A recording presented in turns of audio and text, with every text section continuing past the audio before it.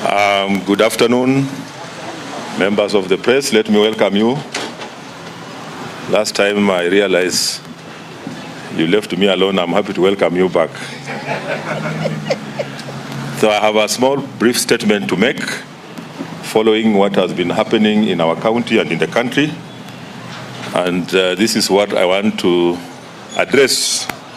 That on Tuesday, 16th July 2024, the youth of Bungoma delivered a petition to my office that indicated a number of issues which needed my attention. I have perused through the raised issues and wish to respond as follows. 1, they wanted an explanation of the 352 accounts.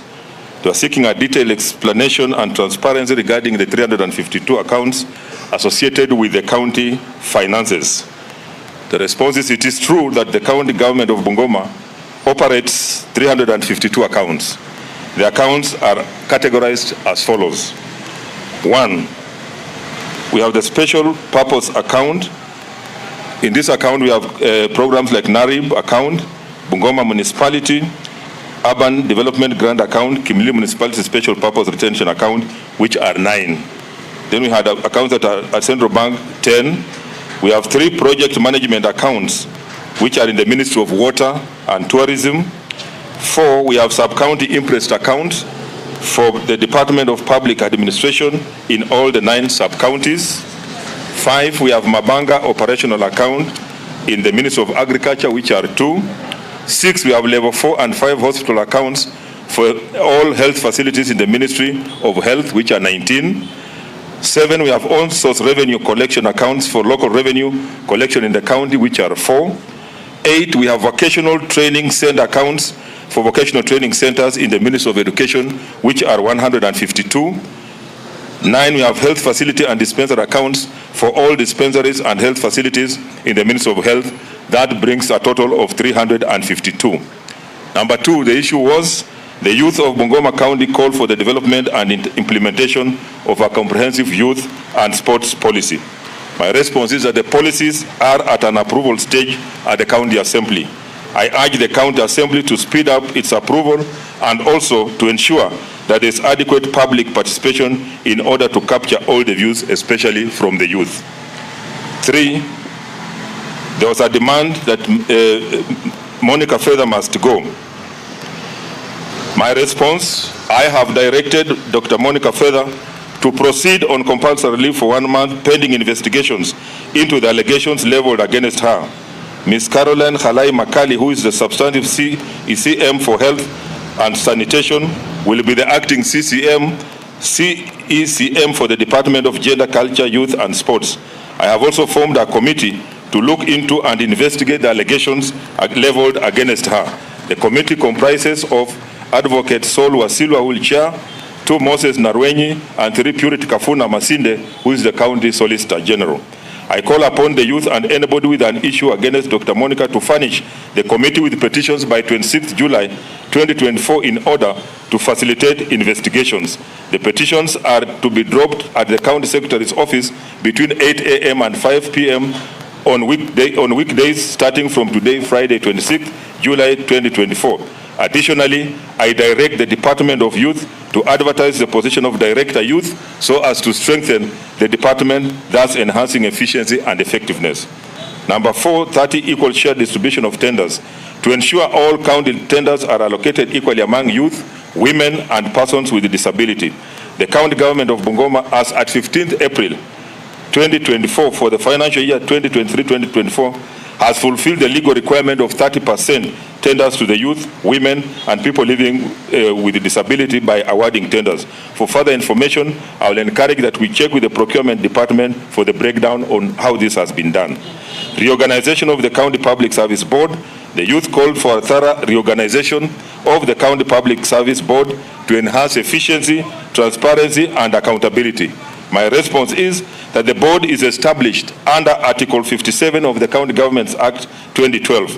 The process of removal of board members is also clearly outlined in Article 251 of the Constitution of Kenya 2010 and Section 58(5) of the County Governments Act 2012. the Constitution of Kenya 2010, and Section 58(5) of the County Government Act 2012. So I urge you to follow due process as outlined in the law by petitioning the County Assembly should you have any issue pertaining to particular members of the board. Filling of positions, directors, sub-county, ward, and village administrators. The county to urgently fill the vacant positions of directors, sub-county, ward, and village administrators. My response is I take cognizance of the fact that many departments have vacancies in director positions as well as vacancies at sub-county, ward, and village administrator levels. The process of filling the positions has already begun, and it will take into account youth inclusivity as outlined under Section 65 of the County Government Act, conflict of interest and high level of corruption in finance and procurement departments. A deep concern about the reported conflict of interest and rampant corruption within the finance and procurement department. My response is, I have said time and again that my administration does not condone corruption and conflict of interest. Consequently, I have and continue to firmly deal with any cases of corruption and therefore encourage anybody with information regarding any corruption practice to bring it to my attention. Already, I have directed a thorough reorganization of the Department of Finance and Procurement. I have also directed the County Secretary to ensure that all officers who have stayed in one station for more than 3 years to be immediately transferred to other stations.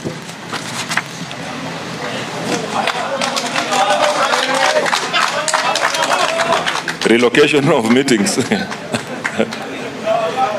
venue of meetings is determined. The venue of meetings is determined by two things: the type of meeting and convenience. In this regard, therefore, CEC meetings have all and will continue being held both in the office and venues outside the office. Financial accountability. They wanted to provide a detailed account of over 20 billion received since financial year 2022-2023. Response, I would urge all of us to go through the Auditor General's reports as well as reports from the Control of Budget, detailing how the funds received from the National Treasury have been utilized by the County Government of Bungoma. Trip expenditure. Disclose expenses and benefits from the Governor's Lusaka's international trips. I have made the following trips since I assumed office, and I'll explain who sponsored it. 1, Morocco was sponsored, not by the county government. Zambia was sponsored, not by the county government. Greece was a private trip. Israel was a private trip. Italy was official. I went in my capacity as the chairman of the Agriculture Committee at COG. Colombia, official. I also went in my capacity as the chair of Agriculture Committee of COG. Korea was sponsored, but at least the Korea trip, during the Korea trip, I was able to unlock 1.8 billion shillings for Koika 3, which is going to start by the end of this year. And also got a donation of 2,000 chairs for ECD children and scholarships for the children of Bungoma. It's therefore clear that the county has not incurred any costs on the trips so far. Madaraka Day funds justify the Kenya shillings 148 million expenditure, particularly 25 million on flowers, 15 million on meetings and related costs. My response is that the money was approved by the County Assembly of Bungoma and used as follows. 1, education and vocational training, 1 million. Renovation of Disese from Madaraka emergency allocation, 1 million. Roads and public works, 24,800,000. Other infrastructure and civil works, aluminium road signage, 6.8. Billboard and signage from emergency, 18 million.